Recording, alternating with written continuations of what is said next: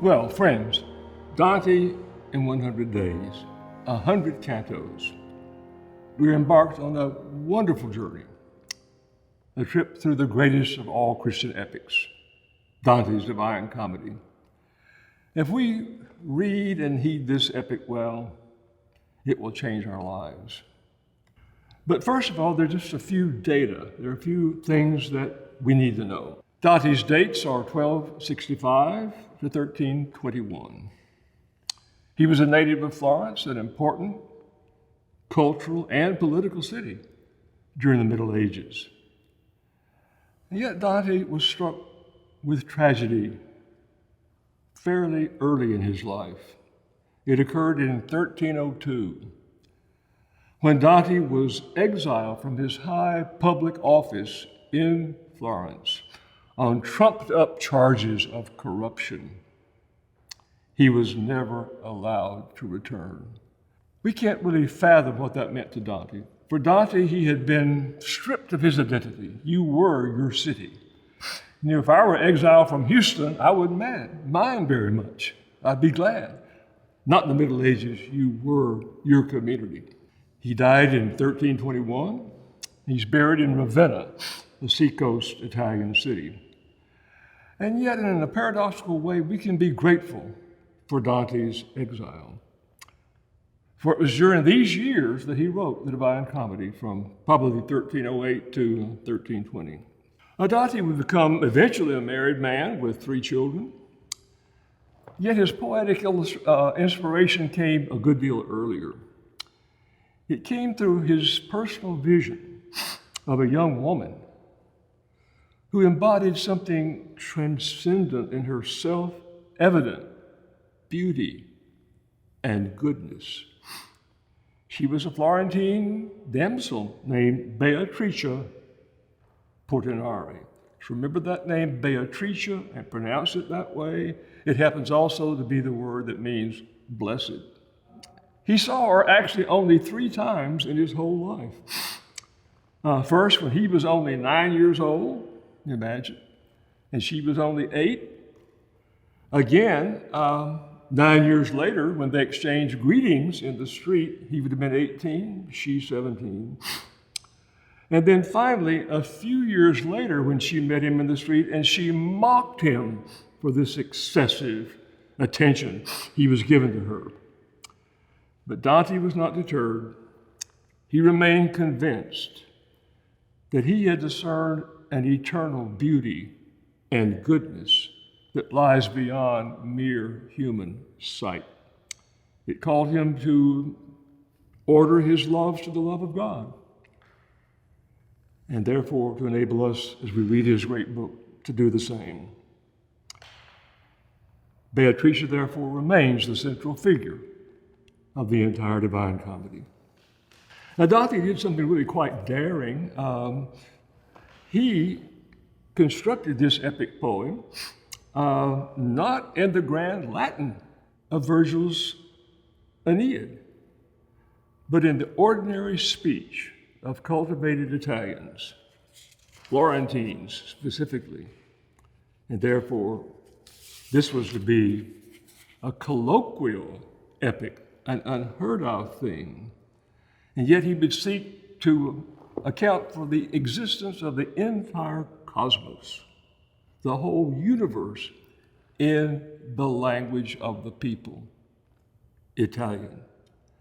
More startling still, he called this book the Divine Comedy.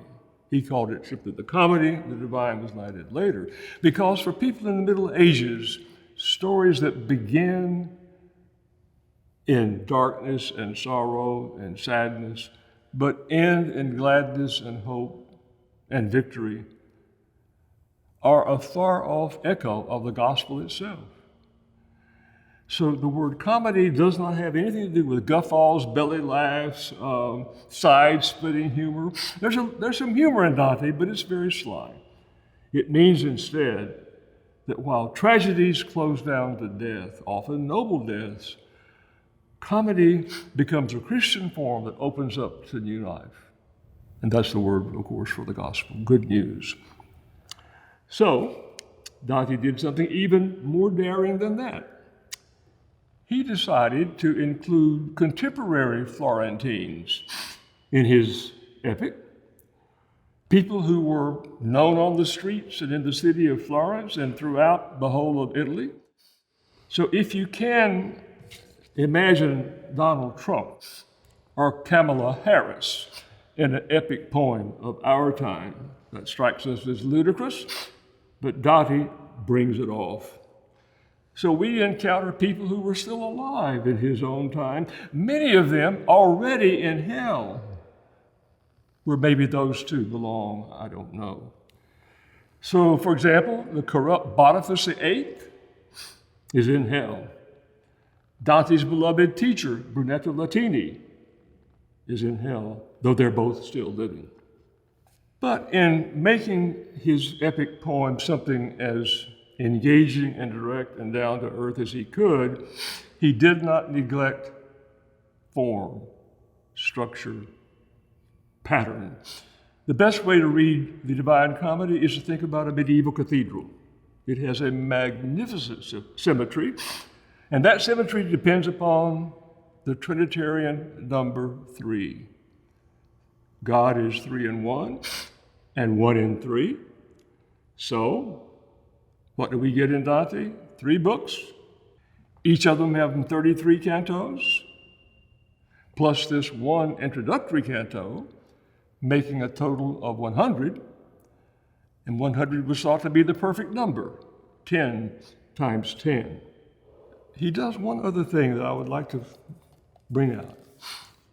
That is, he deepens and dignifies the poem by his use of what's called an epic simile. An epic simile is a long, careful comparison of one thing with another so as to help us not simply stay on the surface of life, reading things just literally, but to see their great depth. So here's the first one that appears. It appears in the first page. And that is, he's had this awful, awful dream that he awakens from. He awakens, by the way, on March 25, the year 1300, Good Friday, the day of our Lord's own descent into hell. He knows he's just barely escaped with the hope of getting out of that terrible plight.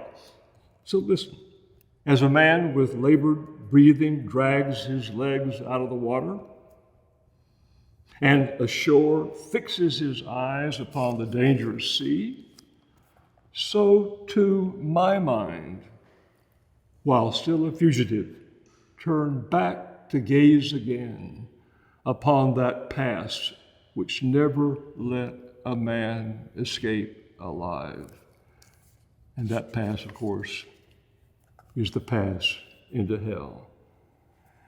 But you see, Dante doesn't say, well, I got out of my jam. He says, with that epic simile, he's elevating, he's dignifying, he's showing this is something of cosmic, transcendent significance. He does that throughout. So look out for the epic similes everywhere to be found in Dante. One final word about matters of fact. Be sure to distinguish between Dante the poet and Dante the pilgrim. Dante the poet is the author of the entire great, grand work, whereas he also impersonates himself as Dante the pilgrim. So when our narrative is not spoken, it's always Dante the poet. But when it is spoken, it's Dante himself, the pilgrim. And of course, we're one of those as well. We are embarking then on a trip to the depths of hell, up to the mountain of purgatory, finally into paradise itself. Look at the very first line. Remarkable. Midway upon the journey of our life, I found myself in a dark wilderness, for I had wandered from the straight and the true. Notice it's midway. This story begins on Good Friday of the year 1300, the Trinitarian year. Dante is 35 in that year. He's halfway to the biblically allotted 70. And at the same time, he universalized it. Midway in our journey, I found myself. So this poem is at once universal and very direct and particular. And he summons us to be his fellow pilgrims along this way. It's important to note that for Dante, we will not discover truth, goodness, happiness, beauty, until we know we have lost it. And therefore, Dante must discover the extent to which his life is damned before he can come up out of that entrapment, that cage that he is himself caught in. And so for Dante, we must as well plumb the depths of hell with him so that we can go up to happier things at the end. Now, Dante has to get past, however, this awful Shewolf, she's called, and she is a symbol of greed, avarice, and obsessive desire for more and more. Dante believed that greed damns more people than any other sin among all the sins. Not the worst sin, but numerically it damns most. And Dante get past her. He himself knows he's greedy. He's got to get around her. And there's no way around when suddenly there appears this shadowy figure whom Dante can't identify. He looks and who's that? And so Virgil has to identify himself, saying, I'm not a living man, but a shade from the underworld. Because Virgil has depicted that underworld in the Aeneid. He knows what that dismal world is like. And therefore he can lead Dante down into it and up out of it. And Dante's just overjoyed, overwhelmed at the prospect of having Virgil as his guide. At this point, we might ask ourselves, who are our guides in our time? Who are leading us out of the abyss? So, the first thing Virgil does is to call for an all-out attack on this pervasive greed that's consuming all of Italy. And he thus prophesies the coming of the greyhound. Who in the world is the greyhound? Well, probably something pretty obvious. Can Grande is the Italian for big dog.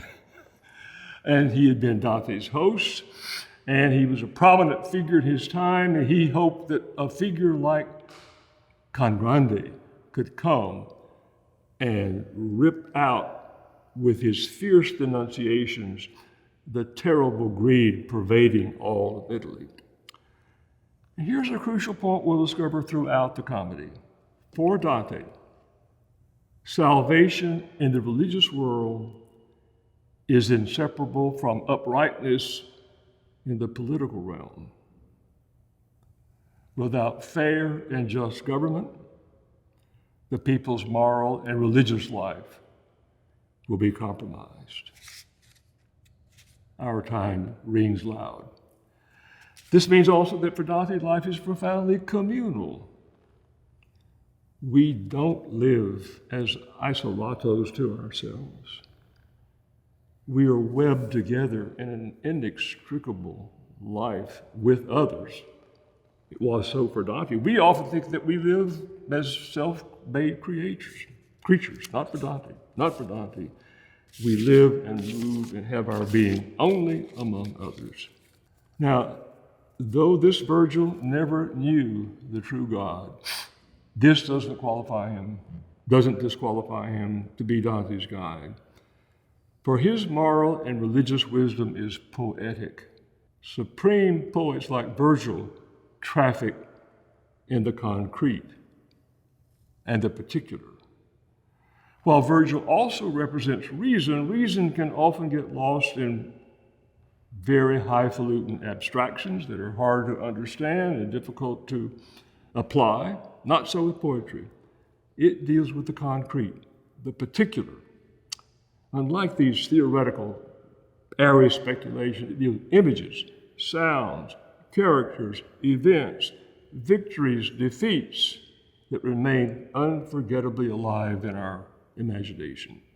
They have the permanent power to transform us. Dante therefore salutes Virgil with the highest of all possible accolades, poeta, poet. So let's follow them on this poetic journey of unparalleled importance.